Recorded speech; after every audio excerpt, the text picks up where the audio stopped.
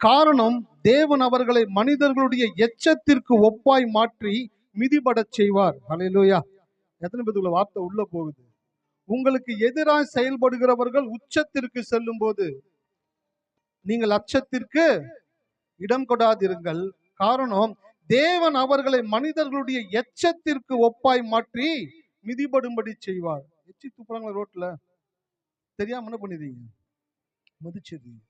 என்ன பண்றீங்க? சரி விடு, அடுத்தது என்ன ஸ்டெப் 4 ஸ்டெப் நடந்து போகும்போது அந்த எச்சி அந்த மண்ணோட ஒட்டி ஒண்ணும் இல்லாம போயிடும். அப்படிதான் உங்க வாழ்க்கையில யாரெல்லாம் உங்களுக்கு எதிரா நீங்க நல்லா இருக்கக்கூடாது, உங்களுக்கு நல்லது நடந்துடக்கூடாது, உங்களுக்கு ஒண்ணு கிடைச்சிடக்கூடாது அப்படின்னு நினைச்சு யாரெல்லாம் ரொம்ப வேலை பார்க்குறாங்களோ அவங்க கொஞ்சம் உயரத்துல, உயர்ந்த பதவிக்கு, உயர்ந்த ஸ்தானத்துக்கு, கொஞ்சம் பவர்ல வந்த உடனே நீங்க பயப்படவே கூடாது.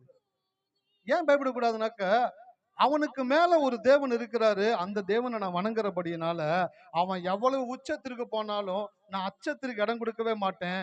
ஏன்னா என்னுடைய தேவன் அவனை மனிதனுடைய எச்சத்திற்கு ஒப்பாக்குவார். இப்படிப்பட்ட ஒரு விசுவாசம் எவனுக்குள்ள வருதோ அவனுக்கு தான் தேவன் பெரிய காரியங்களை செய்யக்கூடியவராக இருக்கிறார். பாருங்க, தேவன் இருக்கிறார் என்பதை அறிந்திருப்பது அறிவு.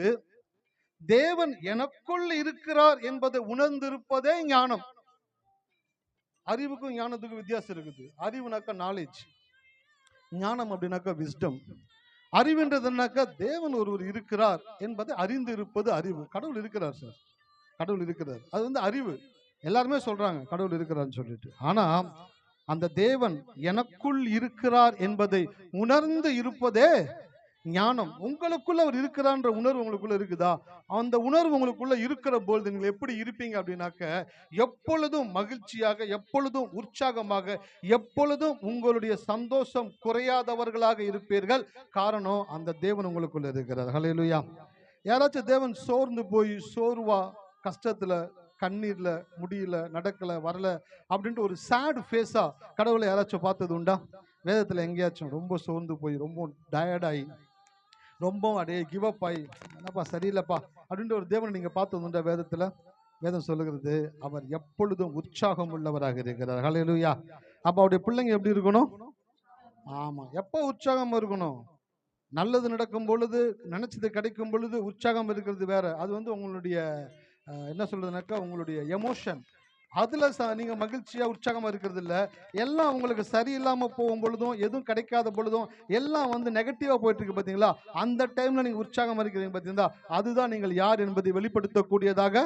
ஆமா, இந்த காலை வேளை நான் சொல்றேன், கடவுள் இருக்கிறாரு அப்படின்றத அறிவோடு கூட வாழ்க்கையை வாழ்ந்துட்டு அப்படியே போயிடாதீங்க.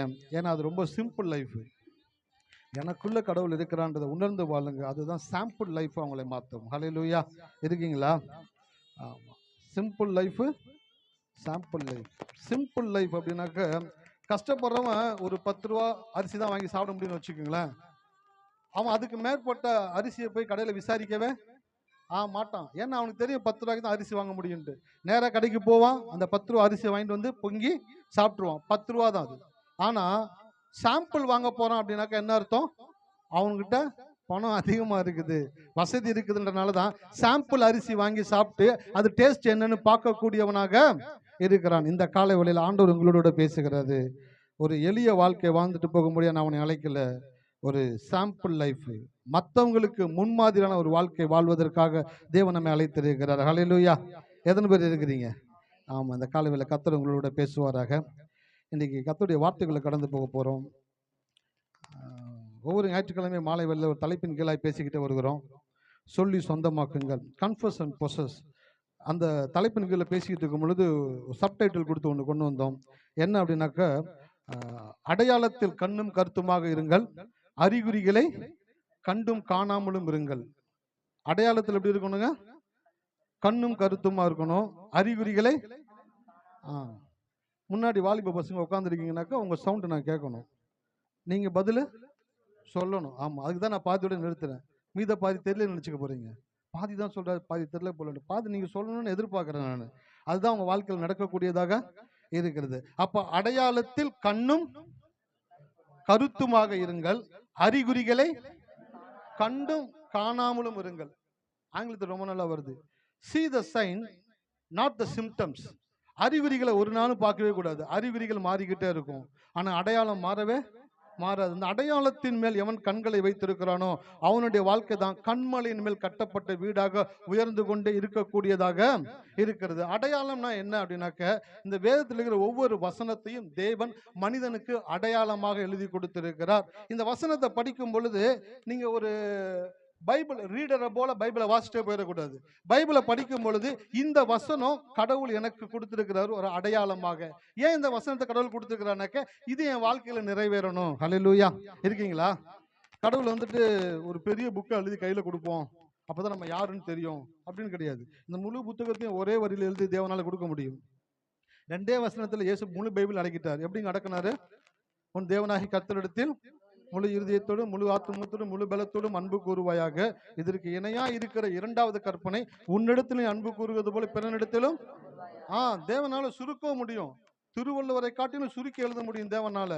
ஆனா தேவன் சுருக்கி எழுதுறது கிடையாது, எலாபரேட்டா எழுதி கொடுத்திருக்கிறார். ஏன்? உங்க வாழ்க்கையில ஒவ்வொரு அணுவையும் நீங்க ரசிச்சு ருசிச்சு இந்த வசனத்தில் இருக்கிற அடையாளத்தின்படி வாழ வேண்டும் என்பதற்காக தான் தேவன் வார்த்தைகளை எழுதி கொடுத்திருக்கிறார். ஹல்லேலூயா. அப்ப வசனத்தை படிக்கும் பொழுதுதான் இது என்னுடைய அடையாளம், கடவுள் எனக்கு இதை கொடுத்திருக்கிறார், இது என் வாழ்க்கையில நடக்கிற வரைக்கும் இந்த அடையாளத்தின் மேலிருந்து என் கண்களை எடுக்க மாட்டேன். என் கண்ணை இந்த வசனத்தின் மேலேயே வச்சிருப்பேன். இந்த வசனத்தை படிச்சுக்கிட்டே இருப்பேன், சொல்லிக்கிட்டே இருப்பேன், எதிர்பார்த்துக்கிட்டே இருப்பேன். அது நடக்கிற வரைக்கும் என் கண்ணை அதுல இருந்து எடுக்க மாட்டேன். ஏன் தெரியுங்களா? இதுதான் அடையாளம். இதுல இருந்து கண்ணை எடுத்துட்டீங்கன்னாக்கா அறிகுறிகளை பார்க்க ஆரம்பிச்சிருவீங்க. அறிகுறிகள் எப்பவுமே உங்களுக்கு சாதகமாக இருக்காது. ஹலோ, இருக்கீங்களா? ஆமா, அறிகுறிகள் ஒரு நாள் உங்களுக்கு சாதகமா இருக்காது. இன்னும் கடவுளுடைய பிள்ளைங்களுக்கு 200% சாதகமாகவே இருக்காது. எல்லாம் ஆப்போசிட்டா இருக்கும், எல்லாம் நெகட்டிவா இருக்கும். வராதது போல, நடக்காதது போல, கிடைக்காதது போலவே தெரியும். அதனாலதான் கடவுள் சொன்னார், அறிகுறிகளை பார்க்காத, அடையாளத்துல கண்ணும் கருத்துமாயிரு. அடையாளத்தை பார்க்கும் பொழுதுதான் உங்களுடைய வாழ்க்கை மாறக்கூடியதாக இருக்கிறது. பாருங்க, இன்னைக்கு இல்லை என்று சொல்லுகிறவர்கள் அவர்களுடைய இறுதி நாள் வரைக்கும் இல்லை என்று சொல்லிக் கொண்டே இருப்பார்கள். ஆண்டவர்கள் வந்துட்டீங்கன்னாக்கா இல்லைன்ற வார்த்தை உங்க வாயில வர, ஆமா, இல்ல அப்படின்ற வார்த்தை வரக்கூடாது. ஒரு பெரிய ஊழியக்காரர் டிவியில ப்ரோக்ராம் நடத்திக்கிட்டு இருந்தாரு. அடுத்த 2 நாளுக்கு அப்புறம் அவருடைய ப்ரோக்ராம் டிவியில தொடர்ந்து வந்துகிட்டே இருக்கு. அடுத்த 2 நாளுக்கு அப்புறம் ப்ரோக்ராம் வரணும். ஆனா இப்ப அவர் என்ன பண்ண முடியல, அவரால் ஒரு சில லட்சம் ரூபாய் அவரால் கட்ட முடியல. அவரோட அசிஸ்டன்ட் வந்து சொன்னாராம், ஐயா இன்னும் 2 நாள் தான் இருக்குது, தெரியும்பா இந்த டிவி சேனலுக்கு பணம் கட்டணும், தெரியும், அவங்க கேட்குறாங்க, நீங்க கொடுத்தீங்கன்னா தான் நாங்க டெலிகாஸ்ட் பண்ணுவோம்னு சொல்றாங்க. சரி, ஓகே, கொடுத்துடலாம். ஆனா இங்க வந்து கேட்ட அந்த கேஷியருக்கு தெரியும் அக்கௌண்ட்ல பணம் இல்ல. ஊழியக்காரருடைய அக்கௌண்ட்ல பணம் இல்லைன்றது அந்த கேஷியருக்கு தெரியும். தெரிஞ்சனாலதான் வந்து ரிமைண்ட் பண்றாரு, ஞாபகப்படுத்துகிறார், ஐயா இந்த மாதிரி இதுக்கு 2 நாள்ல என்ன பண்ண போறீங்க அப்படின்னு சொல்லிட்டு. அவர் சொன்னாரா, அந்த டிவி சேனலுக்கு ஃபோன் பண்ணி சொல்லுங்க, பணம் வந்துடும், கொடுத்துறேன்னு சொல்லுங்க. இவர் யோசிச்சாராம், சரி யார்கிட்ட கேட்டு வச்சுக்கிறாரு போல பணம்னு சொல்லிட்டு. ஒரு நாள் முடிஞ்சிருச்சு. அதுக்கு அடுத்த நாள் காலையில அந்த டிவி சேனல் நடத்துறதுக்கான தொகை எவ்வளவோ அந்த தொகை ஒரு நபரிடம் இருந்து செக்கா எழுதி அவங்களுடைய அக்கௌண்ட்டுக்கு வந்து சேருதான். ஹல்லேலூயா. அந்த ஊழியக்காரருடைய அசிஸ்டன்ட் சொல்றாரு, அவர் வாயில நான் ஒரு நாளும் இல்லைன்ற வார்த்தை நான் கேட்டதே கிடையாது. கொடுப்போம், வந்துரும், தருவோம், செய்வோம், பண்ணிடலாம், இப்படிதான் அவர் கூட இத்தனை வருஷம் நான் இருந்திருக்கிறேன். ஒரு நாள் கூட அவர் வாயில இருந்து இல்லைன்ற வார்த்தை வந்ததே இல்லை. ஹல்லேலூயா. அப்ப கிறிஸ்தவர்களாகி நீங்க உங்க வாயில இருந்து என்ன வரணும்? இல்லைன்ற வார்த்தை வரவே. ஆமா, நான் படிக்கிறேன் கேளுங்க. இல்லை என்று சொல்லுகிறவர்கள் அவர்களுடைய இறுதி நாள் வரைக்கும் இல்லை என்று சொல்லிக்கொண்டே இருப்பார்கள். இருக்கு என்று சொல்லுகிறவர்கள் அவர்கள் இருக்கும் நாளெல்லாம் இருப்பதை அனுபவித்துக் கொண்டே இருப்பார்கள். ஹல்லேலூயா. வாழ்க்கை எப்ப மாறும் தெரியுங்களா? இல்ல இல்லன்னு சொல்ற வரைக்கும் லாஸ்ட் பிரீத் இருக்கு பாத்தீங்களா, அப்படின்னு மூச்சு கடைசி மூச்சு போற வரைக்கும் இல்ல இல்லன்ற வார்த்தை தான் வந்துகிட்டே இருக்கும். எப்ப வாழ்க்கையில லைஃப்ல வார்த்தையை மாத்துறீங்களோ வாழ்க்கை வர ஆரம்பிச்சிடும். இருக்கு, எங்க இருக்குது? இருக்கு. மனைவி கேட்குறாங்க, ஏங்க இந்த மாதிரி பணம் கட்டணும், என்ன இருக்கு? இருக்கு, நான் கொடுக்குறேன். நாளைக்கு அக்கௌண்ட்ல பணம் இல்லை, எப்படி கொடுப்பாரு? எங்கேயாச்சும் வீட்டில் வச்சிருப்பாரோ, பீரோ போட்டு தொலாவுறது, பெட்டியை போட்டு தொலாவுறது, பேண்ட்டு சொக்கா எல்லாத்தையும் போட்டு உதறி பார்க்கறது, எங்கே வச்சுக்கிறாருன்னு. அவர் என்ன சொல்றாருனாக்கா, அவர்கிட்ட இருக்கு, அவர் கொடுப்பாரு. ஹல்லேலூயா. ஆனா நம்ம எப்படி பேசுறோம்? ஏய் இருந்தா கொடுக்க மாட்டேன், இல்லைன்னு சொல்றேன்ல, ஏன் என்ன போட்டு டார்ச்சர் பண்ற? இல்ல இல்ல இல்லன்னு சொல்லி சொல்லி சொல்லி வாழ்க்கையில் இருக்கிறதும் என்ன ஆயிட்டு இருக்குங்க, இல்லாம போய்கிட்டே இருக்குது. அப்ப ஆண்டோடைய ஆலயத்துக்கு வந்தீங்கன்னாக்கா ஊழியக்காரர்கள் தேவனுடைய வார்த்தை உங்க இடத்துல சொல்லும் பொழுது அதை கேட்ச் பண்ணி அதை உங்க வாழ்க்கையில நீங்க என்ன பண்ணணும்? அபியாச ஆமா, படுத்தணும். இல்லை என்று சொல்லுகிறவர்கள் அவர்களுடைய இறுதி நாள் வரைக்கும் இல்லை என்று சொல்லிக்கொண்டே, இருக்கு என்று சொல்லுகிறவர்கள் அவர்கள் இருக்கும் நாளெல்லாம் இருப்பதை அனுபவித்துக் கொண்டே. ஆமா, எத்தனை பேருக்கு அனுபவிக்கணும்னு ஆசை? ஆமா, அப்ப என்ன சொல்லுங்கனாக்கா, இருக்குன்னு சொல்லுங்க. கர்த்தர் எனக்கு கொடுத்திருக்கிறாரு, கர்த்தர் எனக்கு தந்திருக்கிறாரு, கர்த்தர் எனக்காக செய்திருக்கிறாரு. ஏற்ற நேரத்தில் கரெக்டாக கர்த்தர் கிடைக்கும்படி செய்வார். கரெக்டாக அந்த நேரத்தில் அதை கொடுப்போம், அதை செய்வோம், அதை தருவோம் அப்படின்னு எப்போ நீங்க சொல்ல ஆரம்பிக்கிறீங்களோ அப்போதான் இல்லாதது உங்க வாழ்க்கையில வந்து சேரக்கூடியதாக. ஆமா, இல்லைன்னு சொல்லும் போது என்ன ஆகுதுனாக்கா, வாழ்க்கையில இருக்கிறது உங்கள்கிட்ட இருந்து போய்கிட்டே இருக்குது. அப்போ கடவுளுடைய ஆலயத்துக்கு வந்து கர்த்தருடைய வார்த்தை கேட்டீங்கன்னாக்க, வீட்டுக்கு போகும்போது சொல்லிக்கிட்டே போங்க. எதெல்லாம் வாழ்க்கையில இல்லைன்னு நினைக்கிறீங்களோ, இயேசு நாமத்தினால் அது என் வாழ்க்கையில இருக்கு, அது என் வாழ்க்கையில தேவன் கொடுத்திருக்கிறார், அது என் வாழ்க்கையில தேவன் தந்திருக்கிறார், அது என் வாழ்க்கையில தேவன் ஏற்ற வேலையில கரெக்டா கொண்டு வந்து கொடுப்பாரு. இப்படி பேசி பழகும் பொழுதுதான், சொல்லும் பொழுது உங்களுடைய வாழ்க்கையில அது சொந்தமாக. ஆமா, கன்ஃபஸ் அண்ட் பொசஸ், சொல்லி சொந்தமாக்குங்கள். நீங்கள் எதை சொல்லுகிறீர்களோ அதை நீங்கள் சொந்தமாக்கி கொண்டே வருகிறீர்கள். அதை குறித்து தான் நீங்க சில வார்த்தைகள் இடத்துல பேச போகிறேன். அதுக்கு ஒரு சில காரியங்களை சொல்லிட்டு கடந்து போக போறேன். என்னன்னாக்க, தேவ வார்த்தைக்கு ஏற்றாற் போல் மனமும் குணமும் மாறும் போது தேவ வார்த்தை அதற்கு ஏற்ற உயிரும் உருவமும் அடையக்கூடியதாக இருக்கிறது. எத்தனை பேர் கவனிக்கிறீங்க? ஆமா, ரொம்ப கவனிக்கணும். கவனிப்பு தன்மை யாருக்குள்ள இருக்கோ அவங்க வாழ்க்கை சீக்கிரத்துல என்ன ஆகுனாக்கா, ஃபிளரிஷ் ஆயிடும். என்ன ஆயிடுங்க? ஃபிளரிஷ் ஆயிடும். அப்பனாக்கா ரொம்ப செழித்து பூத்து குலுங்க ஆரம்பிச்சிடும். யாருக்குள்ள கவனத்தன்மை குறையுதோ அப்பவே நீங்க வாழ்க்கையில வரக்கூடிய ஆசீர்வாதங்களை என்ன பண்றீங்க? இழந்து. ஆமா, வீட்டுல ஒரு 100 ரூபாய் சில்லறை காசு கொடுக்குறாங்க, 2 பாக்கெட்லையும் போடுறீங்க, 2 பாக்கெட்டும் ஓட்டை. அந்த பைசா எங்க நிக்குமா? ஓட்டையில விழுந்துகிட்டே போயிடும். நாகேஸ்வர் படத்துல 5 பைசா எடுப்பாரு, ஜோப்ல போடுவார், ஓட்டை திருப்பி கீழே உருண்டு வந்துடும். திருப்பி பார்ப்பாரு, அதே 5 பைசா தான், திருப்பி எடுத்து உள்ள போடுவார். இப்படியே போக போக 5, 10, 15 பைசா வந்துருச்சு அப்படின்னு உள்ள போய் சாப்பிட்டா அந்த 5 பைசாவும் ஜோப்ல இல்ல. ஹல்லேலூயா. ஏன்? கவனக்குறைவு, பைய ஓட்டன்ற தெரியலையே. அப்ப அதே போல ஆலயத்துல வந்து உட்கார்ந்தீங்கன்னாக்க, உட்கார்ந்து கடவுளுடைய வார்த்தையை கேட்கும் பொழுது அந்த கவனத்தன்மை இருக்கும் பொழுதுதான் அது உங்களுக்குள்ள வேலை செய்யக்கூடியதாக இருக்கிறது. அப்போ தேவ வார்த்தைக்கு ஏற்றாற் போல் மனமும் குணமும் மாறும் போது தேவ வார்த்தை அதற்கு ஏற்ற உயிரும் உருவமும் அடையக்கூடியதாக இருக்கிறது. பாருங்க, தேவன் வேதத்தில் எழுதி கொடுத்த வார்த்தைகளுக்கு எல்லாமே உயிரையும் உருவத்தையும் கொடுக்கக்கூடிய ஆற்றலை தேவன் மனிதனிடத்திலே கொடுத்திருக்கிறார். எத்தனை பேருக்குள்ள வார்த்தை உள்ள போகுது? உங்களை சாதாரண ஆளா நினைச்சிடாதீங்க. நான் படிக்கல சார், நான் அதிகமா படிக்கல, எனக்கு பெரிய அவ்வளோ நாலேஜ்லாம் கிடையாது, எனக்கு கம்ப்யூட்டர் நாலேஜ் கிடையாது, ஃபோன் யூஸ் பண்ணுற நாலேஜ் கிடையாது, எந்த நாலேஜும் கிடையாது, எனக்குள்ள அறிவு ரொம்ப கம்மி. பரவாயில்ல, அறிவு அதிகமாக இருக்கிறவங்க தான் சீக்கிரம் என்ன பண்ணுவான்? கெட்டு. ஆமா, அறிவு குறைவா இருக்கிறவங்க நல்லது, நீங்க ரொம்ப நாள் இந்த பூமியில உயிர் வாழ்வீங்க. ஹல்லேலூயா. வேதம் சொல்லுது, அறிவு பெருத்தவன். படிச்சிருக்கீங்களா? அறிவு பெருத்தவன் நோவு பெருத்தவன். சில பேர் அறிவை வளர்த்துக்கிட்டே போறாங்க. அறிவை வளர்க்க கூடாது, ஞானத்தை வளர்க்கணும்.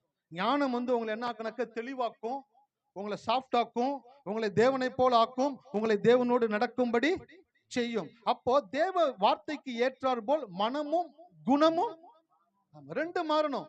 இன்னைக்கு ஏன் அநேகருடைய வாழ்க்கையில பெரிய மாற்றங்களை பார்க்க முடியல அப்படின்னாக்க, ஒண்ணு மாறிடுச்சு, மனசு மாறிடுச்சு. மனசு மாறினாலதான் நீங்க வந்து ஆண்டோட ஆலயத்துல உட்காந்துருக்கீங்க. மனசு மாறலன்னு வச்சுங்களேன், அடப்படா அப்படின்ட்டு கோயிலுக்கு வந்திருக்க முடியும், என்ன ஆண்டவர் அப்படின்ட்டு போயிருப்பீங்க. மனசு மாறிடுச்சு, உங்க மைண்ட் வந்து ரினியூ ஆயிருச்சு, மனசு புதுசாயிருச்சு. கடவுள் தான், இயேசு தான் தேவன்ற நம்பிக்கைக்குள்ள வந்துட்டீங்க. ஆனா குணம் மாறல. குணம்னா என்னன்னாக்க கேரக்டர். என்னதுங்க? கேரக்டர் மாறணும். வாழ்க்கையில என்னைக்கு உங்க கேரக்டர் மாறுதோ அன்னைக்கு தான் உங்க வாழ்க்கையில ஆசீர்வாதத்துடைய கதவுகளை தேவன் திறந்து விடுவார். ஹல்லேலூயா.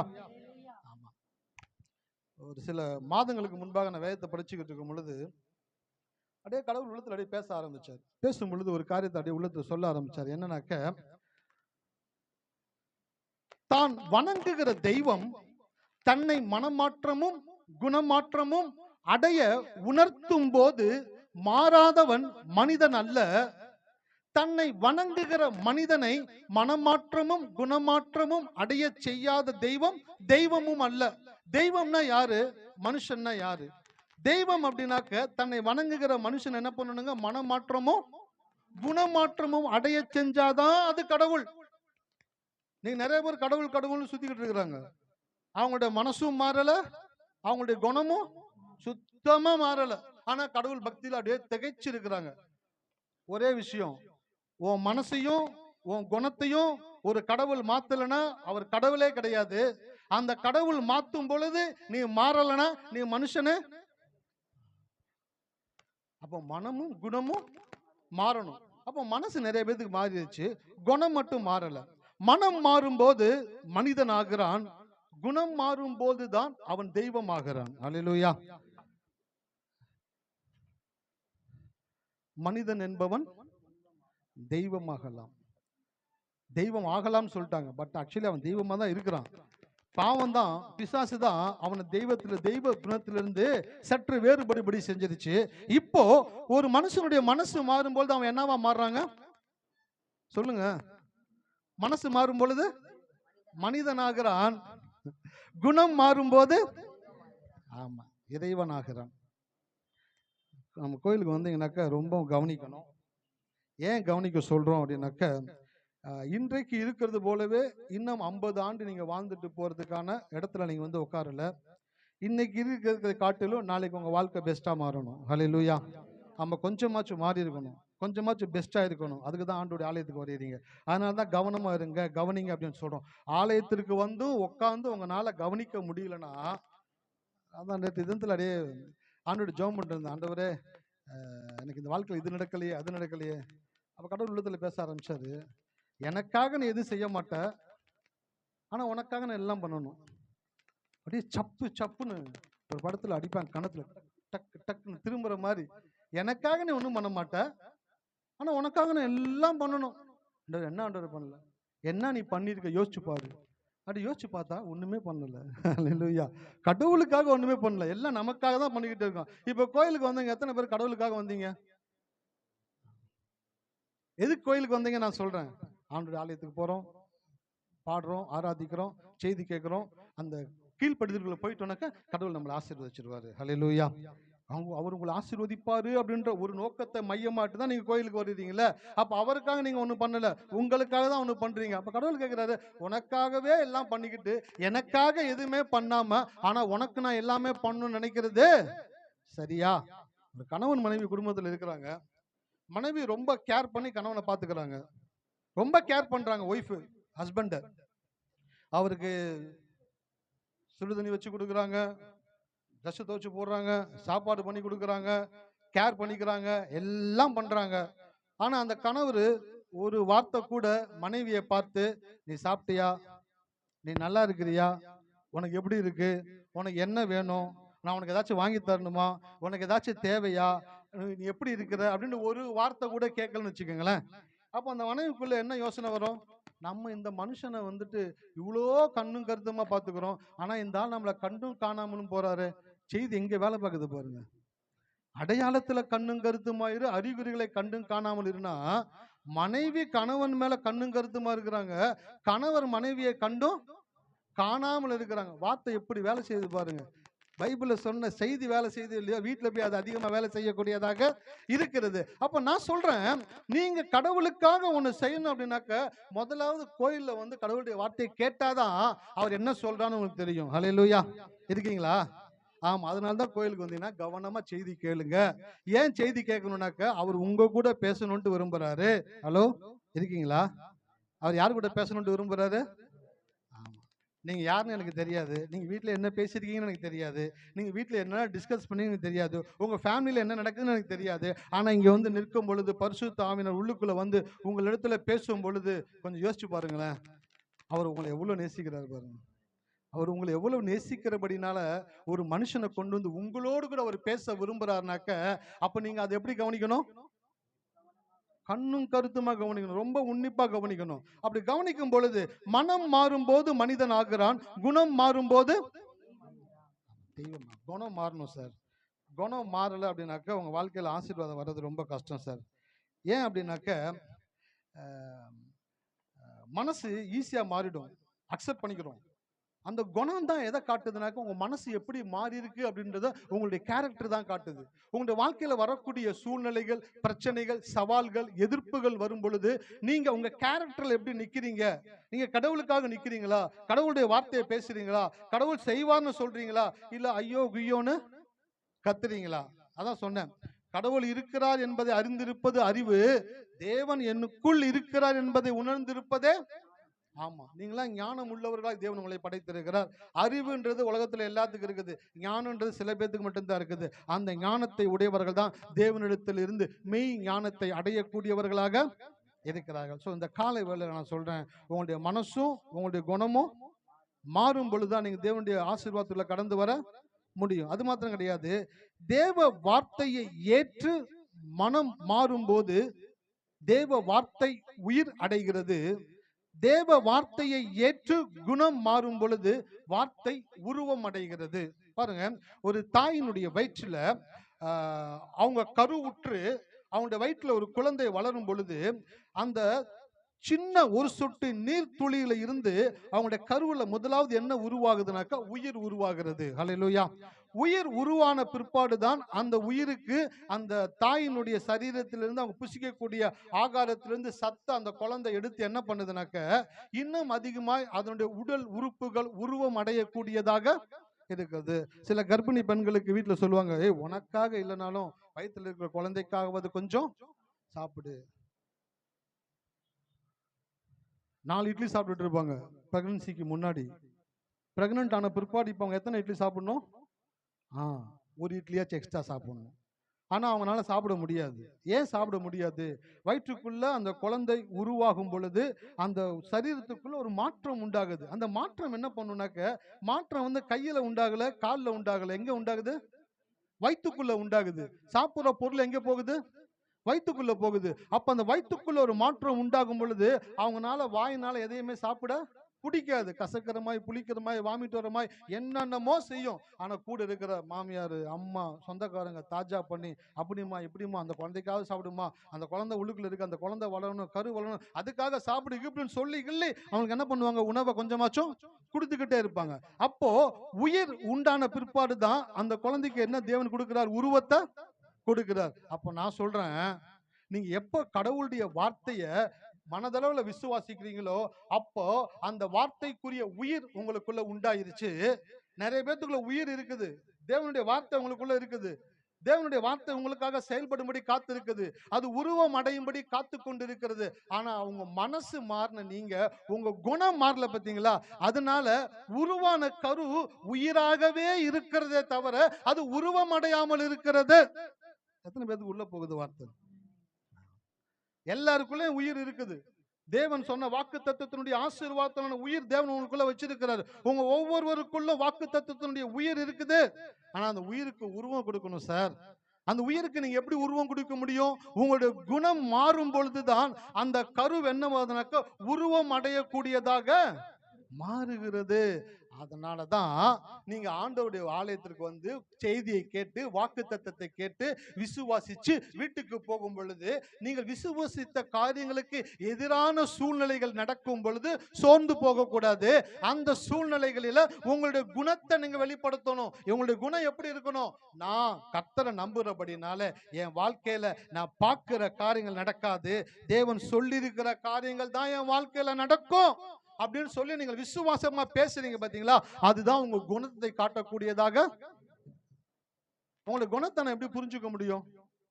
நீங்க பேசுற பேச்சை வச்சுதான் புரிஞ்சுக்க முடியும். இப்ப நான் இதுல பேசிக்கிட்டே இருக்கிறேன், கொஞ்சமாச்சும் அறிவு இருக்கா அப்படின்னு நான் கேட்கல. அப்படி நான் கேட்டேன் அப்படின்னாக்கா உங்களுக்கு என்ன தோணும்? ஊழிக்காரன் வந்துட்டு அறிவு இருக்குதா கிரிவு இருக்கான்னு கேட்டுட்டு இருக்காரு. ஏன்? என்னுடைய வார்த்தை என்னுடைய குணத்தை வெளிப்படுத்தக்கூடியதாக இருக்கிறது. அப்போ உங்களுடைய லைஃப்ல நீங்க உங்க குணத்தை வெளிப்படுத்தினீங்கன்னா தான் வார்த்தை உருவம் அடையும். நீங்கள் எதிர்பார்க்கிற காரியம் வந்து உங்க வாழ்க்கையில நடக்கும். இன்றைக்கு ஆண்டவர் உங்களோட பேசிக்கிட்டு இருக்கிறாரு. உன் வாழ்க்கையில நீ ஆசைப்பட்டது, எதிர்பார்த்தது, நீ விரும்பினது எல்லாமே உனக்குள்ள உயிராய் மாத்திரம்தான் இருக்குது. அது உருவம் அடையாமல் இருக்கிறது. அந்த உருவத்தை கொடுக்கக்கூடியது உன்னுடைய குணமாற்றம். குணம் மாறணும். மனம் மாறினா மட்டும் போதாது, குணம் மாறணும். குணம் மாறினா தான் உங்களுடைய தேவனுடைய ஆசீர்வாதம் வந்து உங்க வாழ்க்கையில நடக்கக்கூடியதாக இருக்கிறது. குணம் மாறணும். என்ன குணம் மாறணும்? போன வாரம் செய்தியில சொன்னேன், கோபம் வரும் பொழுது நமக்குள்ள இருக்கிற ஐம்புலன்களும் வெடிக்கும். கோபம் வரும் பொழுது நாம் சாந்தமாக தேவனுடைய வார்த்தையை சொல்லும் பொழுது நாம் ஐம்புலன்களையும் அடக்குகிறோம். அல்லேலூயா. 2 காரியங்கள் நடக்குது. ஒன்னு ஐம்புலன்கள் வெடிக்கும், ஒன்னு ஐம்புலன்களை அடக்க முடியும். அப்போ உங்களுடைய குணம் மாறணும், உங்களுடைய வார்த்தையில தன்மை வரணும், விசுவாசமா பேசணும், உண்மையா இருக்கணும், உத்தமமா நடக்கணும். எல்லா சூழ்நிலைகளும் கர்த்தர் எனக்காக யாவையும் செய்து முடிப்பார் என்ற உங்களுடைய குணத்தை தேவன் உற்று கவனிக்க கூடியவராக இருக்கிறார். ஹல்லேலூயா. இருக்கீங்களா? ஆமா. ஒரு சொற்பொழிவாளர் இந்த மாதிரி சொன்னார். என்னன்னாக்க, குறை கூறும் மனமும் புறம் பேசும் குணமும் இருக்கும் வரை உன்னுடையது உன்னை சேராது. ஹல்லேலூயா. இருக்கீங்களா? குறை கூறும் மனமும் புறம் பேசும் குணமும் இருக்கும் வரை உன்னுடையது உன்னை சேராது. அப்ப உங்களுக்குன்னு தேவன் நிறைய ஆசீர்வாதங்கள் எழுதி கொடுத்திருக்கிறாரு. இந்த ஆசீர்வாதங்கள் எல்லாம் உங்க வாழ்க்கையில நடக்கணும்னு தேவன் விரும்புகிறாரு. ஆனா 2 காரியங்கள் உங்க வாழ்க்கையில நீங்கள் விரும்பினதை அடைய முடியாமல் தடுக்கிறது. ஒன்று, குறை கூறும் மனம், கம்ப்ளைண்டிங் மைண்ட், குறைய பேசிக்கிட்டே இருக்கிறது. அதான் செய்தி ஆரம்பிக்கும் போதே சொன்னேன்.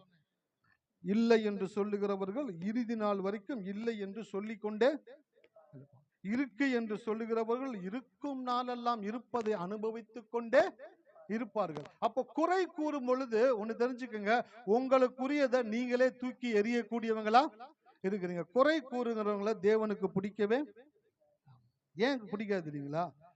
தேவாதி தேவன் அவர் உங்களுக்குள்ள வாசம் பண்றாரு. எத்தனை பேத்துக்குள்ள தேவன் இருக்கிறான்னு விசுவாசிக்கிறீங்க? ஹலோ, எத்தனை பேத்துக்குள்ள தேவன் இருக்கிறான்னு விசுவாசிக்கிறீங்க? உங்களுக்குள்ள தேவன் இருக்கிறார். சரி, உங்களுக்குள்ள ஒரு தேவன் இருக்கும் பொழுது நீங்கள் குறைய பேசுறீங்கன்னு வச்சுக்கோங்களேன். அப்படி பேசும் பொழுது உங்களுக்குள்ள இருக்கிற தேவனுக்கு அது அசிங்கமா, அவமானமா, இல்ல பெருமையா? நீங்களே சொல்லுங்க. தேவனுக்கு அசிங்கம், கேவலம்.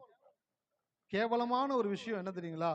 உன்னதமான பரிசுத்தமான சர்வ வல்லமையுள்ள தேவனை உங்களுக்குள்ளாக வைத்துக்கொண்டு நீங்கள் குறைகளை பேசும் பொழுது அந்த தேவன் இயலாதவர் என்பதை நீங்கள் வாயினாலே சொல்லுகிறீர்கள். அப்படி சொல்லும் பொழுது அந்த தேவனுக்கு எவ்வளவு ஒரு வருத்தமாக இருக்கும் என்பதை யோசித்து பாருங்கள். அல்லேலூயா. இருக்கீங்களா? அப்போ குறை கூறுகிறவர்களை தேவனுக்கு பிடிக்கவே பிடிக்காது. 2வது, புறம் பேசுகிற குணம். புறம் பேசுறது, மற்றவங்களை குறித்து, மற்றவங்களுடைய காரியங்களை குறித்து, மற்றவங்களுடைய விஷயங்களை குறித்து, மற்றவங்களுடைய லைஃபை குறித்து, மற்றவங்களுடைய பர்சனல் காரியங்களை குறித்து நீங்க எப்பெல்லாம் பேச ஆரம்பிக்கிறீங்களோ அப்பயே ஒன்று தெரிஞ்சுக்குங்க, அப்பவே நீங்க உங்க வாழ்க்கையில உங்களுக்குன்னு தேவன் வைத்திருக்கிற ஆசீர்வாதங்களை இழக்க. நிறைய பேர்லாம் நல்ல நிலைக்கு வந்திருக்கணும் இத்தனை வருஷத்துல, ஒரு நல்ல உயர்ந்த நிலைக்கு, ஒரு உயர்ந்த ஆசீர்வாதத்திற்குள்ள, ஒரு உயர்ந்த ஸ்தானத்துல, பெரிய பெரிய காரியங்களை செய்யற அளவுக்கு நீங்களாம் வந்திருக்கணும். ஆனா நீங்க எல்லாம் தாழ்ந்த ஸ்தானத்துல இருக்கிறதுக்கான காரணம் என்ன என்பதை தேவன் இன்றைக்கு உங்களோடு பேசிக் கொண்டிருக்கிறார். ஹல்லேலூயா. அப்ப மனமும் குணமும் மாறும் பொழுதுதான் உங்களுடைய வாழ்க்கையில நீங்கள் விரும்பினதை அடையக்கூடியவர்களாக இருக்கிறீங்க. ஒரு காரியத்தை எடுத்து வாசிங்க, அதுல இருந்து கடந்து போக போறேன். ஆதியாகமம் 12ஆம் அதிகாரம்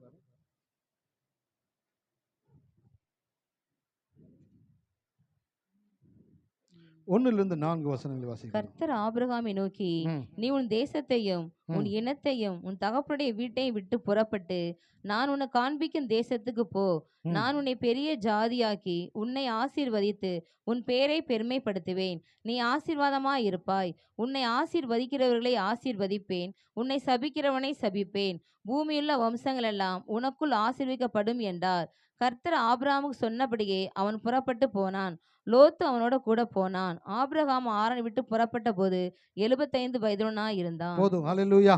இந்த 4 வசனங்களை நீங்க வீட்டுல போட்டு வாசிச்சு பாருங்க. அதுல என்ன போட்டிருக்குனாக்கா, கடவுள் ஆபிரகாமை சந்திக்கிறாரு. ஆபிரகாமை சந்திச்சு ஆபிரகாமு கூட கடவுள் பேசுறாரு. பேசி என்ன சொல்றாருனாக்க, நீ உன் தேசத்தையும் உன் இனத்தையும் உன் தகப்பனுடைய வீட்டையும் விட்டு புறப்பட்டு நான் உனக்கு காண்பிக்கும் தேசத்துக்கு போ. என்ன சொல்ல வர்றார் அப்படின்னாக்க, அடையாளத்தை மாத்த தேவன் விரும்புகிறார். ஹல்லேலூயா. ஆபிரகாமுடைய அடையாளத்தை தேவன் மாற்ற விரும்புகிறார். அடையாளம்னா என்ன? இன்னைக்கு இந்தியாவுக்கு ஒரு அடையாளம்னாக்கா எதை காமிப்பாங்க? தேசிய.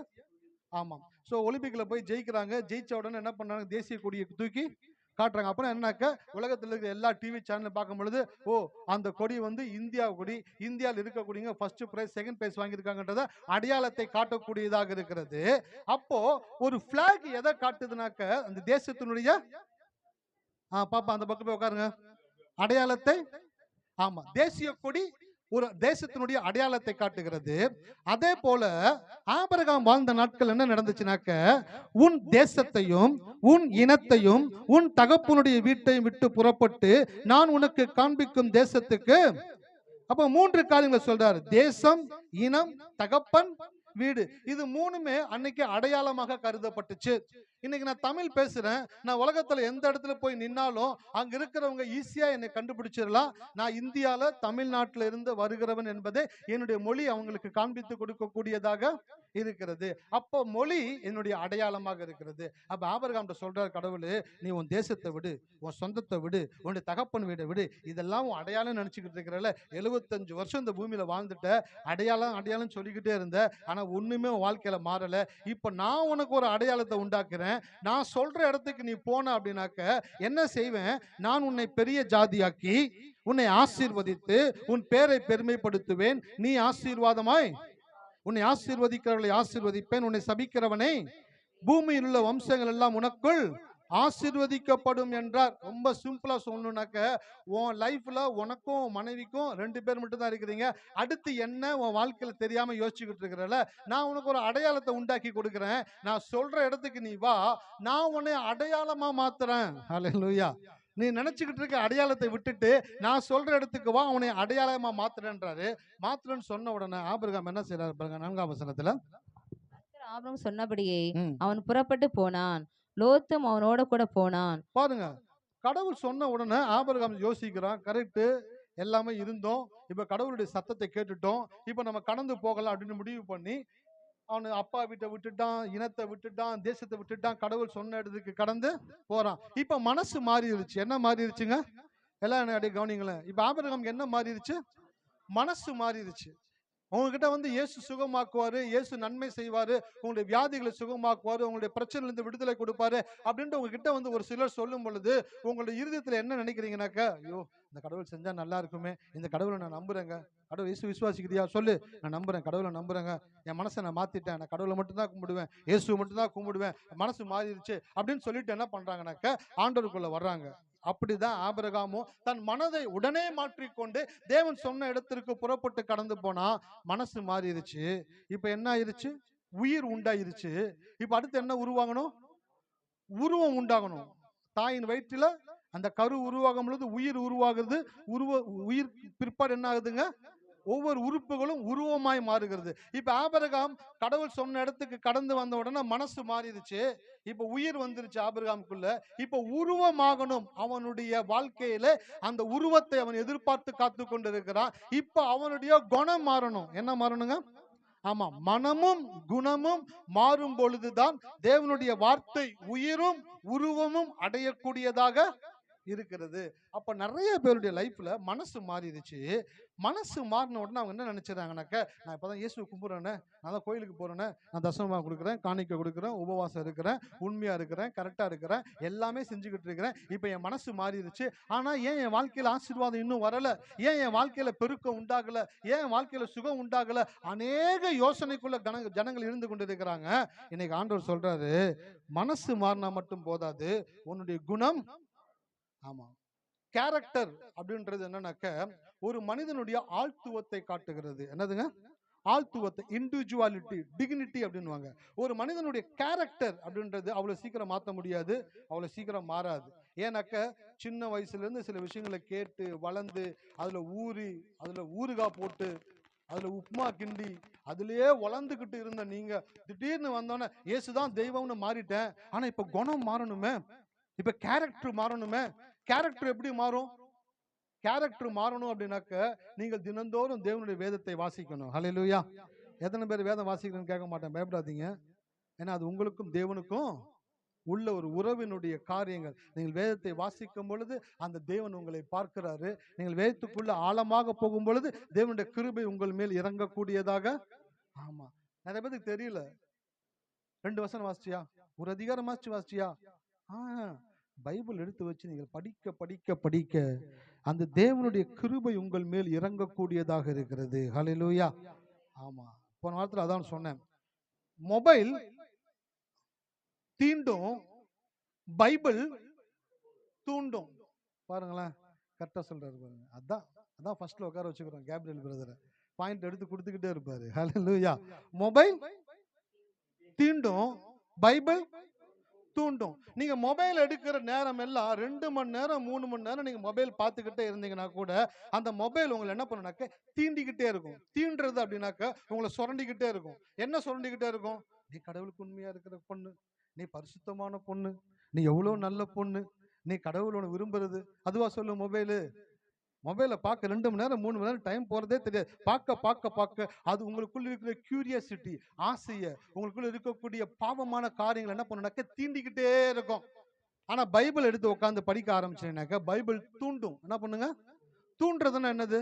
அப்பனாக்க என்கரேஜ் பண்ணும், இன்டியூஸ் பண்ணும். பைபிளை படிக்கும் பொழுதுலாம் உங்க மேல தேவனுடைய கிருபை இறங்கிக்கிட்டே இருக்கும். அந்த கிருபை இறங்குறத விட நீங்க வேதத்தை படிக்கும் பொழுது அந்த பைபிளுடைய வசனம் உங்களோட கூட பேசக்கூடியதா இருக்கும். அந்த வசனம் உங்களை என்ன பண்ணுனாக்க இந்த வசனத்தின்படி தான் உன் வாழ்க்கையில தேவன் பெரிய காரியங்களை திட்டமிட்டு இருக்கிறார். ஹல்லேலூயா. அப்ப பைபிள் படிக்கும் பொழுது 2 விஷயம் நடக்குது. ஒண்ணு, தேவனுடைய கிருபை உங்க மேல இறங்கும். அதான் யோனா புஸ்தகத்துல போட்டிருக்குது, பொய்யான மாயை பற்றி கொள்ளுகிறவர்கள் தங்களுக்கு வருகிற கிருபையை போக்கடிக்கிறார்கள், மெய்யான மாயை மெய்யான மகிமையை பற்றி கொள்ளுகிறவர்கள் தங்களுக்கு வருகிற கிருபையை தக்க வைக்கிறார்கள். 2 காரியம் ஒரு வசனத்தை 2 விதமா படிக்கணும். ஒண்ணு, பொய்யான காரியங்களை பற்றி கொண்டிருந்தீங்கன்னாக்கா கிருபை போயிடும். மெய்யான காரியங்களை பற்றி கொண்டிருந்தீங்கன்னாக்கா கிருபை வந்து தங்கும். அப்ப பைபிள் படிக்கும் போது என்ன? மகிமையான காரியத்தை பண்றீங்க. ஹலோ, இருக்கீங்களா? வேதத்துல இயேசு ஒருத்தவங்க வீட்டுக்கு போனது. மார்த்தாள் பற்பல வேலைகளினாலே என்ன பண்ணிட்டு இருந்தா? கவலைப்பட்டு கலங்கி இந்த பக்கம் அந்த பக்கம் போகும்போதுலாம் தங்கச்சியை பார்த்து அப்படியே கண்ணை காட்டுறா. தங்கச்சி பார்க்கவே மாட்றா. விசில் அடிச்சு பாக்குறா, கல்ல தூக்கி போட்டு பாக்குறா, கிச்சன்ல போய் ஜாமான தட்டி விட்டு பாக்குறா, சிக்னல் கொடுக்குறா. அசைகிற மாதிரி இல்ல. மரியாள் பற்பல வேலைகளினாலே ரொம்ப கவலைப்பட்டுக்கிட்டு இருந்தாலாம். மார்த்தாள் மரியாள் என்ன பண்ணாங்க? தன்னை விட்டு எடுபடாத இயேசு கிட்ட பாதத்துல போய் உட்கார்ந்துட்டான். இயேசுடைய பாதத்துல போய் உட்கார்ந்து அவருடைய வார்த்தையை கேட்க கேட்க கேட்க கேட்க அவள் மேல தேவனுடைய கிருபை இறங்கி கொண்டே இருந்தது. ஹல்லேலூயா. நான் சொல்றேன், இன்னைக்கு நீங்க ஊன்னு பெரிய பெரிய காரியங்களை பண்றதை விட அவருடைய பாதத்துல உட்கார்ந்தீங்கன்னாக்க கிருபை உங்கள் மேல் வந்து இறங்கக்கூடியதாக இருக்கிறது. உலக காரியங்கள் கோலாகலமாக நடந்தாலும் அது மகிமை அல்ல. தேவ காரியங்கள் அற்பமாக எளிமையாக நடந்தாலும் அது அற்பம். இன்னைக்கு என்ன பண்ண போறோம்? ஞானஸ்தானம் எத்தனை பேருக்கு கொடுக்க போறோம்? ஐயா, எத்தனை பேருக்கு கொடுக்க போறோம்? 3 பேர் 4 என்னடா 3 இன்க்ரீஸ் பண்ணிட்டு போறீங்க, நல்லதா போச்சு. 3-4 பேருக்கு ஞானஸ்தானம் கொடுக்க போகிறோம். எங்க கொடுக்க போகிறோம்? மொட்டை மாடியில. எல்லாரும் செருப்பு போட்டுக்கணும், காலு சுடும். தேவனுடைய காரியங்கள் எளிமையாக நடந்தாலும் அற்பம். அது யார் பார்க்கிறா? தேவன் பார்க்கிறார். பரலோகம் பார்க்குது, தேவ தூதர்கள் பார்க்கிறாங்க. ஜீவ புஸ்தகத்துல பேர் எழுதப்படுகிறது. இன்றைக்கு பரலோகத்துல பெரிய கொண்டாட்டம் இருக்கிறது. ஆனா எங்க நடக்குது? மொட்டை மாடியில, காலு சுடுறதுல, சுடு தண்ணியில. எவ்வளவு கிஃப்ட் பாருங்களேன். ஹாட் வாட்டர்ல ஞானஸ்தானம் எடுக்க போறாங்க. அப்படி ஆவி ஆத்ம சரீரம் எல்லாம் மாறி தேவனுடைய பிள்ளைகளாக மாற போகிறாங்க. அப்போ கடவுளுடைய காரியங்கள் ரொம்ப எளிமையான இடத்துல நடந்தாலும் அது என்னதுங்க? மகிமையான காரியங்கள் தான். நீங்க எப்ப உட்கார்ந்து வேதத்தை வாசிச்சாலும் அது மகிமையான காரியம். ஹல்லேலூயா. இருக்கீங்களா? யாருமே இல்ல சார், நான் மட்டும் தான் உட்கார்ந்து இருக்கிறேன். வேதத்தை வச்சிருக்கீங்களா கையில? அந்த பைபிள்ல எவ்வளவு கிருபை இருக்கு தெரியுங்களா? நீங்கள் பைபிளை திறந்த உடனே தேவனுடைய கிருபை உங்கள் மேல இறங்க ஆரம்பிச்சிருது. இது தெரிஞ்சிச்சுன்னா நிறைய பேர் பைபிள் படிக்காம இருக்க மாட்டீங்க. ஹல்லேலூயா. ஆமா, சொல்ற விதத்துல சொன்னாதான் செய்வாங்க. பைபிள் படிக்கல, கையை ஒடிப்பாரு. ஏன் நான் பைபிளை தொடுறேன்? தொட்டாதானே படிக்கணும், தொடுறதே கிடையாது. பைபிள் எடுத்து உட்கார்ந்தீங்கன்னாக்க தேவனுடைய கிருபை அப்படியே உங்க மேல இறங்கும். தேவனுடைய கிருபை உங்கள் மேல இறங்க இறங்க இறங்க நீங்கள் தேவனை அப்படியே பார்க்க ஆரம்பிச்சிருவீங்க.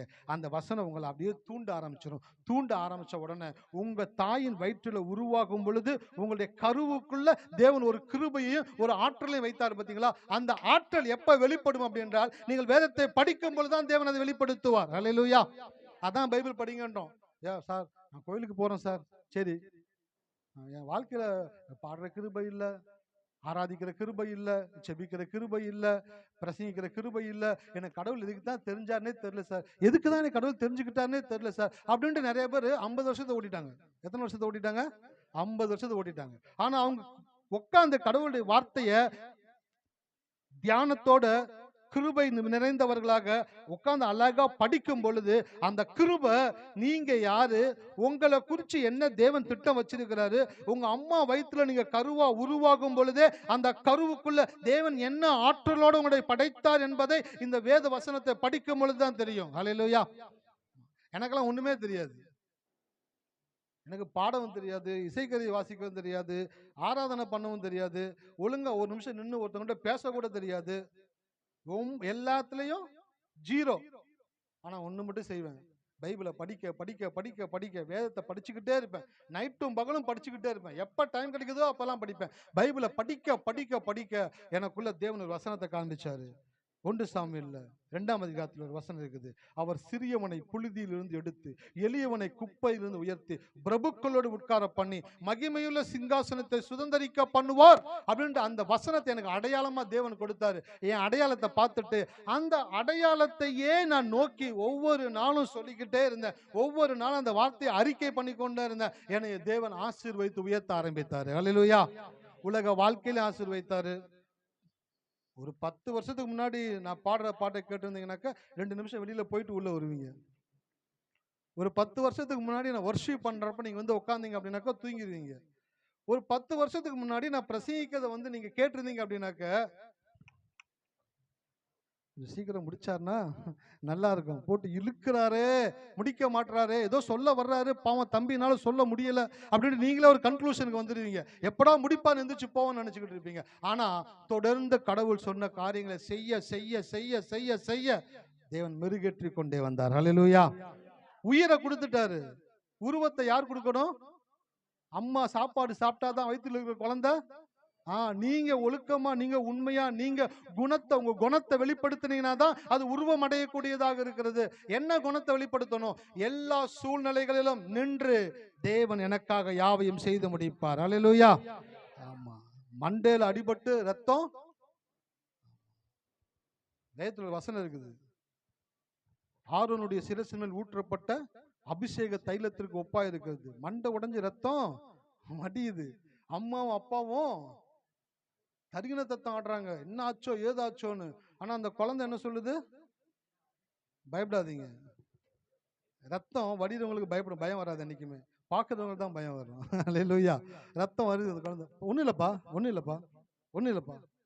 ஆனா பக்கத்துல இருக்கிற ரத்தத்தை பார்த்தீங்கன்னா அப்படியே சுயண்டி கீழே விழுந்துருவீங்க. ஏன்? ரத்தம் மற்றவங்களுக்கு வர்றது யார் பார்க்குறாங்களோ அவங்களுக்கு தான் பதட்டமா இருக்கு, கை கால் ஆடும். வர்றவங்க அமைதியா இருப்பாங்க. அந்த குழந்தைக்குள்ள எல்லாம் அடிபட்டு ரத்தம் அடிபட்டு அந்த குழந்தை சொல்லுது, என்ன சொல்லுதுங்க?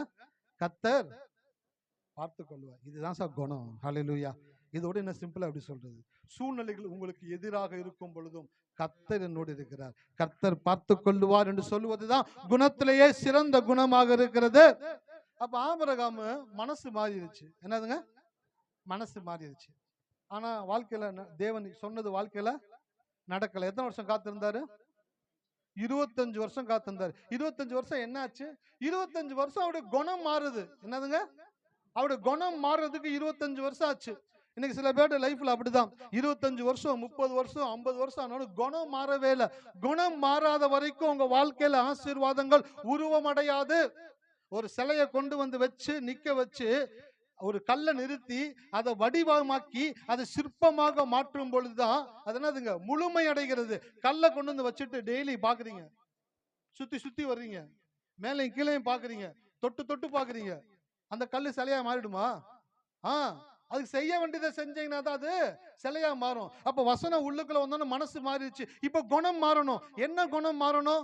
எல்லா சூழ்நிலைகளிலும் எதிர்ப்புகள் எவ்வளவாக இருப்பினும் எனக்குள் இருக்கிற தேவன் இவை அனைத்தையும் எனக்கு அனுகூலமாக மாற்றி கொடுப்பார் என்ற வார்த்தை உங்கள் வாயிலிருந்து வரும் பொழுதுதான் உங்க குணம் மாறுகிறது. அல்லேலூயா. ஆமா. இப்படிப்பட்ட சத்தியங்களை எழுதி வச்சுக்கோங்க. நீங்க இந்தியாவில் எங்க போனாலும் கேட்க நாள் ஒண்ணு வருது. நீங்களும் பார்க்க போறீங்க, நானும் பார்க்க போறேன். பேசுகிற என்னை தேவன் எப்படி கொண்டு போக போறான்னு பார்க்க போறீங்க. இதை கேட்டு விசுவாசிக்கிற நீங்க எப்படி மாற போறீங்கன்னு பார்க்க போறீங்க. எல்லாமே கண்ணுக்கு நேரம் நடக்க போகுது. 3 தினங்களுக்கு முன்பாக அந்த திங்கள் செவ்வாய்க்கிழமை போல் அப்படியே பைபிளை வாசிக்கிட்டே இருந்தேன். கடவுள் சொன்னாரு, ஒரே வார்த்தை 2 அர்த்தம் கொடுக்கும்டா டேனியல் அப்படின்னாரு. என்ன ஆண்டவரே? என் வார்த்தையை விசுவாசிக்கிறவர்கள் அனுபவிப்பார்கள், என் வார்த்தையை விசுவாசிக்காதவர்களும் அனுபவிப்பார்கள். ரெண்டுமே ஒரே வார்த்தை தான், எக்ஸ்பிரஷன் தான் மாத்தினேன். எத்தனை பேர் கவனிச்சீங்க? தேவ வார்த்தையை விசுவாசிக்கிறவர்கள் அனுபவிப்பார்கள், தேவ வார்த்தையை விசுவாசிக்காதவர்களும் அனுபவிப்பார்கள். அப்ப என்னதுங்க, வார்த்தை ஒண்ணுதான், தரம் மாறுது. அப்ப விசுவாசிக்கிறவர்கள் அனுபவிப்பார்கள், அப்பனா நன்மையை அனுபவிப்பார்கள். விசுவாசிக்காதவர்களும் அனுபவிப்பார்கள், நன்மையை அல்ல வேதனையை அனுபவிப்பார்கள். பாருங்க எவ்வளவு முக்கியமான ஒரு விஷயம் தேவனுடைய ஆலயத்தில் நடந்து கொண்டு இருக்கிறது பாருங்களேன். உங்க வாழ்க்கையை தேவன் மாற்ற விரும்புகிறார். அப்போ உங்க மனசு மாறிடுச்சு. நான் சொல்றேன், இன்னைக்கு இங்க உட்கார்ந்து இருக்கிற எல்லாருடைய மனசும் மாறிடுச்சு. எல்லாருமே இயேசுவை தான் கும்பிடுறீங்க, இயேசுவை தான் நம்புறீங்க. ஆமாவே இல்லைங்களா? ஆமா, எல்லாருமே தூக்கத்தை தட்டி கட்டா கூட, கொசு கடிச்சா கூட, ஆண்டவரே சுத்தரப்பா, பக்தி முத்திருச்சு. கொட்டா விடும்போது கூட இயேசுவே, அவங்க எல்லாம் பார்க்குற உச்சத்துக்கு போயிட்டாங்க போல. எவ்வளோ பரிசுத்தத்தில் இருக்கிறாங்க. கொசு கடிச்சாலும் ஆண்டவரே, கொட்டாய் விட்டாலும் ஆண்டவரே, இங்கெல்லாம் ஆண்டவரேன்னு வருது. ஒரு பிரச்சனை வந்தோன்னா ஐயோ, கொசு கடிக்கும் போது ஆண்டவர் வார்த்தை வரக்கூடாது, பிரச்சனை வரும்போது ஆண்டவரை கூப்பிடணும். அதுக்கு தான் ஆண்டவர். கொசு கடிக்கும் போது ஆண்டவரே அப்படின்னு வந்து கொசு பட்டு வச்சு கொசு அடிச்சிட்டு இருப்பார் அவரு. அல்லேலூயா. அதெல்லாம் கிடையாது. வாழ்க்கையில பிரச்சனைகள் வரும் பொழுதெல்லாம், வாழ்க்கையில் எப்பொழுதெல்லாம் பிரச்சனைகள் உங்கள் தலைக்கு மேலாய் போகிறதோ அப்பொழுதெல்லாம் உங்கள் தலைக்கு மேலாய் கரங்களை உயர்த்தி தேவனுக்கு அர்ச்சனை செய்யுங்கள். அல்லேலூயா. எப்பெல்லாம் பிரச்சனை வருதோ அப்பெல்லாம் என்ன பண்ணணும்? அர்ச்சனை பண்ணணும். அர்ச்சனை என்னங்க? ரெண்டு கைகளையும் உயர்த்தி, தேவனே, பிரச்சனைகள் என் தலைக்கு மேலாய் உயருகிறது, உமக்கு நன்றாய் தெரியும். ஆனாலும் நான் விசுவாசிக்கிற தேவன் நீர், இந்த பிரச்சனைகளுக்கு மேலாய் என்னை உயர்த்தக்கூடியவராக இருக்கிறீர் என்று சொல்லும் பொழுதுதான் உங்களை தேவன் அப்படியே லிஃப்ட் பண்ணுவார். எத்தனை பேர் லிஃப்ட்ல போயிருக்கீங்க? ஹலோ, ஆமா, எல்லாரும் போயிருப்பீங்க. லிஃப்ட்ல போய் நின்று பட்டன் அமுக்கணும், என்ன பண்ணுதுங்க? அப்படியே அழுங்காம குலுங்காம உங்களை அழகா மேல தூக்கிட்டு போகுது இல்ல? அதே போலதான் பிரச்சனையின் மத்தியில் நீங்க நின்று கொண்டிருக்கிறீங்களா? கரங்களை உயர்த்தி, தேவனே, நீர் எல்லாவற்றையும் எனக்காக செய்து முடிப்பீர். எதிர்க்கிற எதிர்ப்புகளை தேவன் ஒன்றுமில்லாமல் ஆக்குவீர். சதி செய்கிறவர்களை ஒன்றுமில்லாமல் ஆக்குவீர். நான் நல்லா இருக்கக்கூடாது என்று நினைக்கிறவர்களை நீர் பார்த்துக் கொள்வீர் ஆண்டவரே. ஆகையினாலே எனக்காக என் தேவன் யாவையும் செய்து முடிப்பார் என்று உங்களை வாயிலிருந்து புறப்படுகிற வார்த்தைகள் உங்களை லிப்ட் போல தூக்கக்கூடியதாக. ஆபிரகாம் குணம், மனசு மாறிடுச்சு, குணம் மாறல. 2 வசனத்தை வாசிங்க, அதுல இருந்து கடந்து போக போறேன். 15ஆம் அதிகாரம் 2-3 வசனங்கள். அதற்கு ஆபிரகாம், கர்த்தராகிய ஆண்டவரே, அடியனுக்கு என்ன தருவீர்? நான் பிள்ளை இல்லாமல் இருக்கிறேனே. தமஸ்கு ஊரானாகிய இந்த எலியேசரின் வீட்டு விசாரணை கர்த்தனாய் இருக்கிறானே என்றான். விசாரணை கர்த்தனாய் இருக்கிறானே என்றான். பாருங்க என்ன போட்டிருக்கு பாருங்க, 13ஆம் வசனம். பின்னும் ஆபிரகாம், தேவரீர் எனக்கு புத்திர சந்தானம் அருளவில்லை, இதோ என் வீட்டில் பிறந்த பிள்ளை எனக்கு சுதந்திரவாளியாய் இருக்கிறானே என்றான். யார்கிட்ட பேசுறாரு? பைபிள் படிக்கும் போது கவனிக்கணும். ஆபிரகாம் யார்கிட்ட பேசுறாரு? ஆமா, பாவம், தேவனுக்கு எதுவுமே தெரியாது. 2 வருஷம் மலேசியா போயிருந்தாரு. ஸோ இந்தியாவில் என்ன நடக்குதுன்னே தெரியல அவருக்கு. இங்கே வந்து பார்த்தோன்னு அப்படியே ஷாக் ஆகிட்டாரு. என்னப்பா இந்தியாவில் இவ்வளோ மாற்றம் உண்டாயிருக்குது அப்படின்னு நினைச்சாரு. சார், கடவுள் அவன் கூட இருக்கிறார் சார். உங்க அப்பா விட்டு தேசத்தை விட்டு வாடான்னு சொன்ன நாள் முதற்கொண்டு அவனோடு கூட தேவன் இருந்தார். அவனோடு கூடவே தேவன் இருந்தார். ஒவ்வொரு நொடி பொழுதும் அவனை தேவன் விடுதலையாக்கினார். எல்லா இக்கட்டிலிருந்தும் அவனை காப்பாற்றினார். அவன் கடவுள்கிட்ட சொல்றான். அதற்கு ஆபிரகாம், கர்த்தராகிய ஆண்டவரே, அடியனுக்கு என்ன தருவீர்? நான் பிள்ளை இல்லாமல் இருக்கிறேனே. அவர்கிட்ட சொல்றான், நான் பிள்ளை இல்லாமல் இருக்கிறேனே. அவர் தான் சொன்னாரு பிள்ளையை கொடுப்பேன் வாடான்னு சொன்னாரு. அவர்கிட்ட சொல்றான், பிள்ளை இல்லாமல் இருக்கிறேனே. குணம் இன்னும் மாறல பாருங்களோ. இருக்கீங்களா? குணம் மாறணும். அடுத்த ஒரு வசனம் எடுத்து வாசிங்க, 17ஆம் அதிகாரம் 17ஆம் வசனம். அப்பொழுது ஆபிரகாம் முகங்குப்புற விழுந்து நகைத்து, 100 வயதானவனுக்கு பிள்ளை பிறக்குமோ, 90 வயதான சாரால் பிள்ளை பெறுவாளோ என்று தன் இருதயத்திலே சொல்லிக் கொண்டு, இஸ்மவேல் உமக்கு முன்பாக பிழைப்பானாக என்று ஆபிரகாம் தேவனிடத்தில் விண்ணப்பம் பண்ணினான். பாருங்க, ஃபர்ஸ்ட் சொல்றான், வீட்டுல இருந்த பிறந்த பிள்ளை என்னுடைய சொத்துக்கெல்லாம் அதிபதியா இருக்கிறான், எனக்கு என்ன பிள்ளை கொடுக்கலையன்றான். வார்த்தை மாறல, குணம் மாறல, மனம் மாறிடுச்சு, குணம் மாறல. அடுத்து 17ஆம் அதிகாரத்தை கடவுள் வந்து பேசுறாரு. 99 வயசுல பேசுறாரு. எனக்கு முன்பாக நடந்துட்டு உத்தமனாயிரு, நான் உனக்கு பிள்ளையை கொடுப்பேன்றாரு. அப்ப கூட என்ன சொல்றான் பாருங்க. அப்பொழுது ஆபிரகாம் முகம் குப்புற விழுந்து நகைத்து, 100 வயதானவனுக்கு பிள்ளை பிறக்குமோ, 90 வயதான சாரால் பிள்ளை பெறுவாள் என்று தன் இதயத்தில் சொல்லிக்கொண்டு, இஸ்மவேல் உமக்கு முன்பாக. பெரிய மனுஷன், தேவனோட பெரிய மனுஷன் ஆபிரகாம். பரவாயில்ல விடுங்க ஜி, முடியல, ஏதோ ட்ரை பண்ணீங்க, உங்களால முடியல, பரவாயில்ல, இவனாச்சும் பொழைச்சிட்டு போகட்டும் அப்படின்னு சொல்றான். கடவுள் பாக்குறாரு, ஆபிரகாமு உன் மனசு மாறுச்சே, உன் குணம் இன்னும் மாறவே இல்லையா ஆபிரகாமு? உன் குணம் அப்படியே இருக்குது. நான் பண்ண மாட்டேன், நான் தர மாட்டேன், நான் கொடுக்க மாட்டேன், நான் செய்ய மாட்டேன்றதுலே 24 வருஷத்தை ஓட்டிட்டேன். இந்த 25வது வருஷத்துல உன் குணத்தை மாத்தி உன்னை ஆசீர்வதிக்கணும்னு நான் திட்டம் போட்டுக்கிறேன். இதுக்கப்புறம் டைம் செல்லாது. ஹல்லேலூயா. பாருங்க, கடவுள் சில பேருடைய குணம் மாறுறதுக்கு டைம் கொடுப்பாரு. அவங்க குணம் மாறலன்னு வச்சுங்களேன், சரி போ அப்படின்னு விட்டுட்டு போக மாட்டாரு. எந்த டைம்ல தேவன் கொடுக்கணும்னு விரும்புறாரோ அப்ப குணத்தை மாத்துவார். அவர் முறை ஆண்டவர்கிட்ட கேட்ட, ஆண்டவரே என் வாழ்க்கையில் எப்பெல்லாம் நடக்கும் ஆண்டவரே, நீ ஆசைப்படு அப்பதான் நடக்கும். ஆண்டவர் எனக்கு ஆசையே வர மாட்டேங்குது, நான் உனக்கு ஆசையை கொடுப்பேன். எப்போ எனக்கு ஆசையை கொடுப்பீங்க? எப்போ நான் செய்ய போறேனோ அப்போ உனக்கு ஆசையை கொடுப்பேன். ஆனால் இப்போ எனக்கு வேணும். அப்போ உங்களுக்கு ஆசை இருக்குதா? எனக்கு ஆசை இல்லை ஆண்டவரே. அப்போ உனக்கு எப்போ கொடுக்கணுமோ அப்போ ஆசையை கொடுப்பேன். ஆசையை கொடுத்தது மாத்திரம் அதற்குரிய ஆளை கொடுப்பேன், அதற்குரிய வாய்ப்பை கொடுப்பேன், அதற்குரிய வழியை கொடுப்பேன், எல்லாவற்றையும் செய்வேன். உனக்குன்னு ஒரு லீட் டைம் கொடுப்பேன். அந்த லீட் டைம்ல நீ மாறலனாக்க கையில கம்ப எடுத்துட்டு நான் வாழ்க்கையில செய்ய ஆரம்பிச்சிருவேன். உன் குணத்தை மாத்தணும்னாக்கா மாத்திடுவாரு கடவுள். உன் குணத்தை மாத்துறதுக்கு ஒரு நிமிஷம் ஆகாது. ஆனால் நீங்களாக உங்களுடைய குணம் மாற வேண்டும் என்று தேவன் விரும்புகிறார்.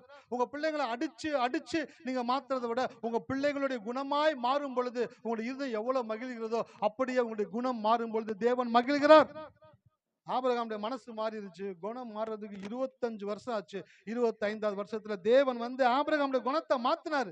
மாத்தி அவனுடைய வாழ்க்கையில தேவன் என்ன செஞ்சாருங்க? ஆசீர்வாதத்தை கொடுத்தாரு. கொடுத்து மனமும் குணமும் மாறி அந்த ஆபிரகாம் ஆசீர்வாதத்தை பெற்றுக்கொண்ட உடனே 22ஆம் அதிகாரத்துல வீட்டுல போய் வாசிச்சு பாருங்க. உன் பிள்ளைய பலி கொடுன்னு சொன்ன உடனே கிளம்பிட்டான் சார். காலையிலே கிளம்பிட்டார் வெள்ளன. சேனம் கட்டி கழுதையை கூட்டிட்டு வேலைக்காரனை கூட்டிட்டு வேகமா போறாரு. எங்கடா போறானாக்கா கொல்ல போறாரு. யார? சொந்த பிள்ளையை கொல்லும்படி. இப்ப அவன் மனமும் மாறிடுச்சு, அவன் குணமும் மாறிடுச்சு. என்னன்னாக்க இந்த தேவன் எனக்கு கொடுத்தது ஒண்ணும் அவர் என்கிட்ட இருந்து எடுக்க மாட்டாரு, அவர் இன்னும் கொடுத்து கொண்டே தான் இருப்பாரு. ஹல்லேலூயா. அப்போ வாழ்க்கையில குணம் மாறிடுச்சுனாக்க வாயில வார்த்தை மாற ஆரம்பிச்சிடணும். எத்தனை பேருடைய வார்த்தை மாற போதோ அவங்களுடைய குணத்தை தான் தேவன் மாற்ற போகிறார். ஹல்லேலூயா. ஆமா, வாழ்க்கையில குணம் மாறணும்னாக்கா வார்த்தையை முதல்ல மாத்துங்க. எல்லா சூழ்நிலைகளும் இக்கட்டான நேரத்திலும் நீங்கள் எழுந்து நின்று சொல்லுங்க, கர்த்தர் என்னோடு கூட இருக்கிறார், எனக்காக யாவையும் செய்து முடிப்பார். ஹல்லேலூயா. தானியேல் தூக்கி சிங்க கபில அவன் மனமும் மாறிடுச்சு, குணமும் மாறிடுச்சு. உள்ளுக்குள்ள போன உடனே தேவன் காரியத்தை வேறு விதமாக அவனுக்கு மாற்றினார். சாத்ராக் மேஷாக் ஆபேத்நேகோவை தூக்கி அக்கினி சூளைக்குள்ள போட்டாங்க. அவங்களுடைய குணமும் மாறிடுச்சு, மனமும். அதனால சொல்றாங்க, நீ வச்சிருக்கிற சிலைய வணங்க, நீ கொன்னு போட்டாலும் கொன்னு போட்டுக்க பரவாயில்ல, நாங்க கடவுளை மட்டும்தான் வணங்குவோம். இதுதான் எனக்கு குணமாற்றம். ஹல்லேலூயா. வாழ்க்கையில் எதிர்ப்புகளும் சூழ்நிலைகளும் உங்களுக்கு எதிராய் வந்து உங்களுடைய கண்களுக்கு பக்கத்துல நிக்க வந்து குத்து அப்படின்னு வந்து பக்கத்துல நின்னா கூட நீங்க சொல்லணும், என் தேவன் என்னை தொடுகிறவன் அவருடைய கண்ணின் கருமணியை தொடுகிறான் என்று எழுதியிருக்கிறபடினால என்னை ஒன்றும் எதுவும் செய்யாது என்று சொல்றீங்க பாத்தீங்களா? அதுதான் குணமாற்றம். ஹல்லேலூயா. அந்த குண மாற்றம் வந்துருச்சுனாக்க வாழ்க்கையில ஆசீர்வாதங்கள் உங்களுடைய வீடுகளை தேடி உங்களை தேடி அதை கடந்து வரக்கூடியதாக இருக்கிறது. ஸோ அந்த காலை வேளையில கர்த்தர் உங்களோட பேசுறாரு. உன் மனசு மாறிடுச்சு, ஆனா உன் குணம் மட்டும் மாறல, உன் பேச்சு மட்டும் மாறல. உன் பேச்சை நீ மாத்திட்டனாக்க உன் வாழ்க்கையில ஆசீர்வாதத்துக்குள்ள நீ கடந்து வர ஆரம்பிச்சிருவ. ஹல்லேலூயா. எத்தனை பேருடைய குணத்தை மாத்த போறீங்க? எல்லா டைம்லயும் எப்படி பேசணும்? ரட்சனுடைய கை தான் டாப்ல இருக்குது, உச்சத்துக்கு போயிட்டான். கையை தூக்குன்னு சொன்னா பக்கத்துல ஃபேன் கட்டுற அவ்வளவு உஷாரா தூக்குறான். நான் சொல்றேன், இன்னைக்கு உங்களை எதிர்க்கிறவர்கள் உச்சத்திற்கு போனாலும் அச்சத்திற்கு இடம் கொடாதிருங்கள். அவர்களை தேவன் மனித எச்சத்திற்கு ஒப்பாக்கி கால்களில் மிதிபடும்படி. பயப்படவே பயப்படாது. உங்க கூட கடவுள் இருக்கிறாரு. ஹல்லேலூயா. உங்க கூட கடவுள் இருக்கிறாரு. எத்தனை பேர் உற்சாகமா கேட்டுக்கிட்டு இருக்கீங்களோ ஒவ்வொருத்தர் கூட கடவுள் இருக்கிறாரு. உங்களுக்குள்ள இருந்து தேவன் பெரிய காரியங்களை செய்ய போகிறார். ஹல்லேலூயா. உங்களுக்குள்ள இருந்து தேவன் வெளிப்படுவாரு. நீங்கள் தேவனுடைய மகிமையை பார்க்க போகிறீர்கள். தேவனுடைய வல்லமை உங்களுக்குள்ள கடந்து வருகிறது. உங்களுடைய சரீரத்துல, உங்களுடைய வாழ்க்கையில, உங்களுடைய குடும்பத்துல, உங்களுடைய வேலையில தேவன் பெரிய மாற்றங்களை உண்டாக்கி கொண்டிருக்கிறார். ஹல்லேலூயா. கரங்களை தட்டி கர்த்தரை துதிப்போமா? நன்றி நன்றி நன்றி நன்றி நன்றி நன்றி தகப்பன். இதாவே இந்த காலை வேலைக்காய் நன்றி. இந்த ஆலயத்துல வந்து இந்த வார்த்தைகளை கேட்கும்படி கொடுத்த கிருபைக்காக ஸ்தோத்திரம். மனமாற்றமும் குணமாற்றமும் எங்களுடைய வாழ்க்கையை மெருக